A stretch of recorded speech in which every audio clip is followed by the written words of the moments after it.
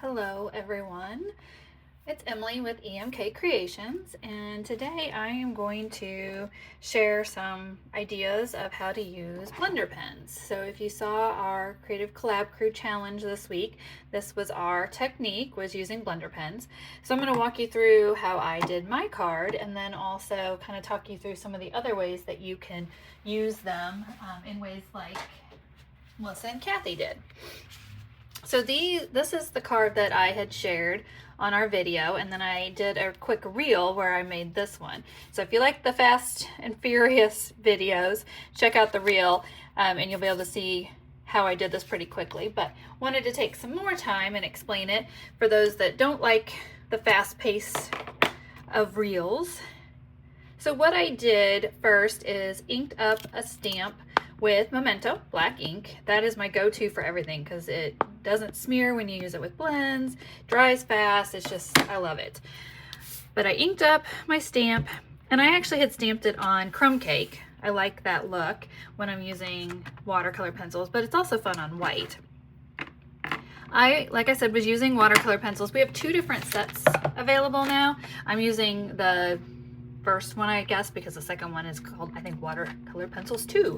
But I just picked a couple colors that I liked from it. In this case, I'm going to use the Fresh Freesia again. When I use colored pencils, I tend to go really dark in certain spots because then, again, with your blender pens, you're going to be able to smooth out that color, and it does exactly what it says. Just like our blends blend the color together, our blender pen will blend the color. And so it'll take all of that colored pencil and make it much more smooth. And I'll show you that here in a second. And you can use it actually to add and pull that color and make it darker in places. So like I said, I'm going darker in certain areas. So the blender pen, it just looks a lot like a clear marker. And so when you go in here, it's going to start to change it. I'm going to actually pull this up and see if you'll be able to see it better if I do this. Can you see how it starts to blend that together so that the lines from your colored pencil don't show the same?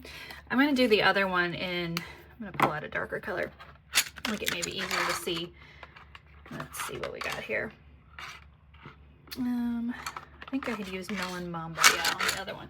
So let's see if that shows up a little bit better. So now you can really see darker versus lighter when I color in here. And again, you'll see how you have your lines from colored pencil, but if I take my blending brush, and I'm going to do the outer area first, you see how that changes it? It's much easier to see with the darker color. And then I can take this and I can pull that darker color in. So there you go. Hopefully you can see that better. So that's one way you can use them. Another way, I am going to stamp in Secret Sea, and I'm going to use this stamp. So for the first one I used Thankful Garden, and then for this one I'm using Gallery Blooms. But I'm going to take that big image and I'm going to stamp it on here.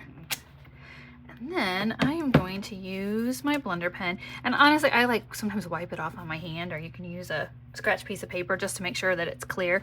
But you can take that and you can actually come in here and you can use it to pull that ink, and so you can add a nice subtle color to your image.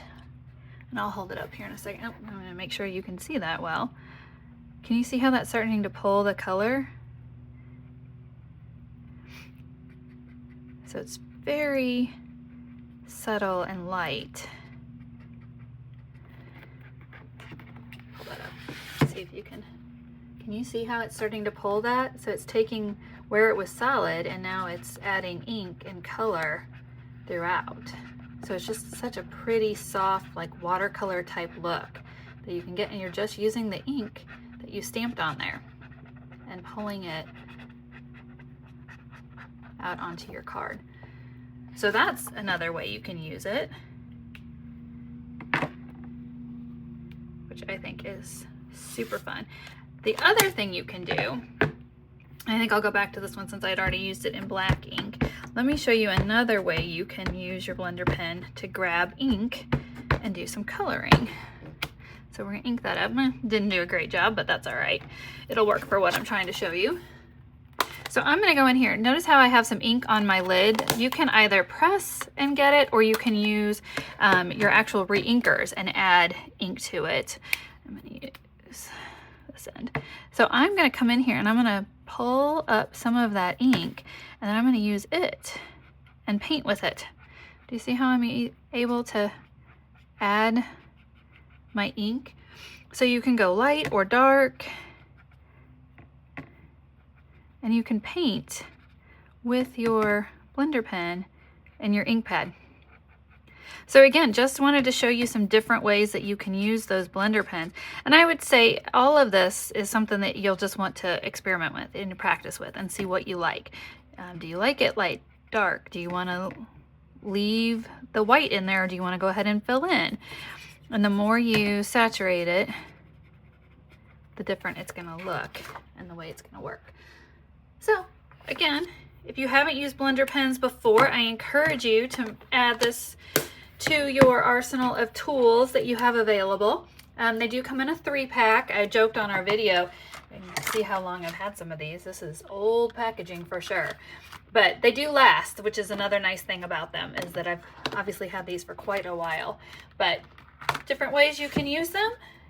Go experiment, and I'd love to hear what you think. Thanks until next time.